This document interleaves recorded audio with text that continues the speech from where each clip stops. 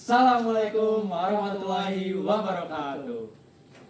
Perkenalkan, nama saya Muhammad Saputra dengan NIM akhir 84. Dan saya Daudi Samuel Sumamora dengan NIM akhir 81. Nah, di sini kita akan menjelaskan tentang terkait pajak reklame Dan juga SPPT PBB P2. Check it out. Oke, Pi. Karena gue belum paham pajak reklame, kalau menurut lu pajak reklame itu apa sih kalau menurut lu? Pertanyaan bagus, men. Jadi, pajak reklame adalah pajak daerah atas penyelenggara reklame, yaitu benda, alat, perbuatan, atau media yang menurut bentuk dan coraknya dirancang untuk tujuan komersial, memperkenalkan, menganjurkan, dan mempromosikan barang atau jasa, atau menarik perhatian umum. Jadi, singkatnya, pajak reklame adalah pungutan daerah atas iklan luar ruang yang berfungsi sebagai sumber PAD, alat pengatur tata kota, wujud keadilan sosial, dan instrumen monitoring kegiatan usaha.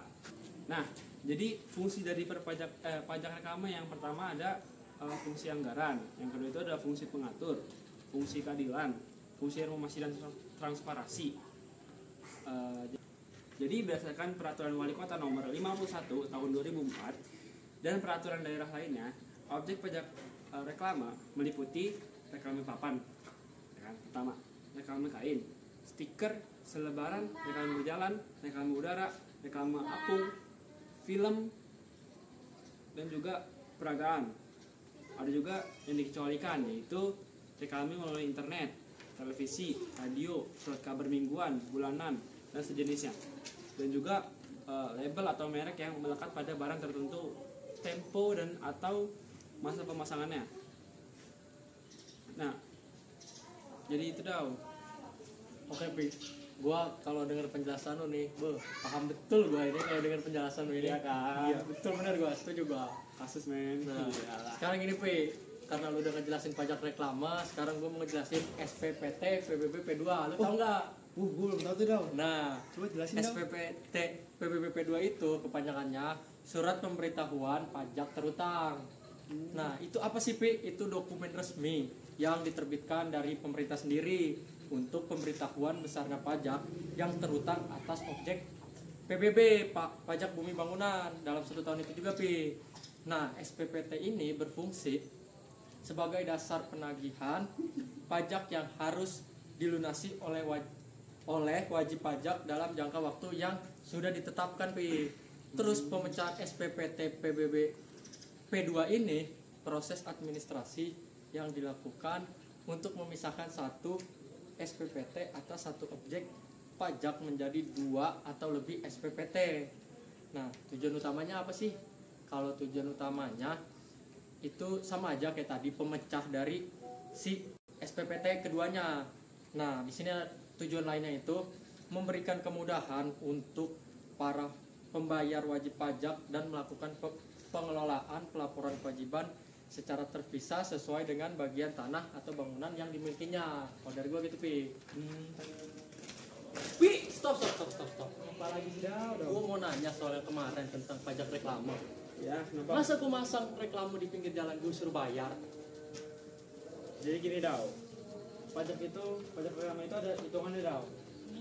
Jadi gini, udah sih hitungannya ya. Berdasarkan Undang-Undang Nomor 28 Tahun 2009. Jadi pajak reklame itu dikaliin tarif kali nilai sewa reklame NSR. Jadi misalkan nih, lu punya papan reklame ukuran 4x6. Ya.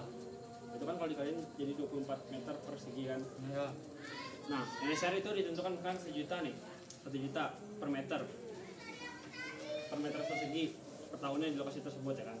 Nah, NSR itu sama dengan berarti 24 dikali 1 juta sama dengan 24 juta kan. Nah, tarif pajak itu 25%. Jadi 24 juta dikali 25% yaitu 6 juta gitu dah. Masa gua harus bayar 6 juta doi timbang masang itu doang reklame? Ya, kan lu iklan sih. Waduh. Iya, Daw. Kemarin kan gue juga lu ngejelasin tentang apa sih?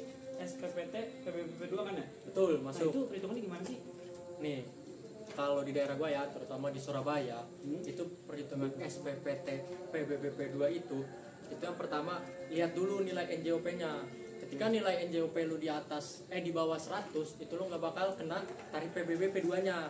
Tapi ketika nilai harga NJOP lu naik di 100 sampai 200, itu kenaikannya 0,05% tarif PBB-nya. Kalau 200 sampai 300 0,10%. Begitupun sampai ke di atas 50 miliar lah jatuhnya. Nah, kalau untuk perhitungannya, contoh nih NJOP tanah gua 500 juta. Nah, itu ada juga NJOP TKP, taruhlah itu harganya 15 juta. Nah, yang pertama itu kita pasti hitung dulu NJOP kena pajaknya, yang dimana NJOP dikurangin sama si 15 juta tadi. Maka hasil yang gua dapet itu 485 juta. Banyak juga kan? Nah, yang selanjutnya itu karena NJOP gua di 485 juta, yang tadi gue bilang itu setiap itu ada kenaikan. Nah, maka dia kena 0,10%. Nah, makanya dari kesimpulan itu hasilnya itu 0,10% dikali si 485 juta, maka dapatlah hasilnya 485.000 per tahun. Jadi gitu, Pi. Berarti murah juga ya pajak di Surabaya itu? Murah sebenarnya Dibanding Bekasi ini. Jadi sekian dari video penjelasan kita terkait pajak reklame dan SPPT PBB P2. Sekian dari kami. arigatou gozaimasu. Aja.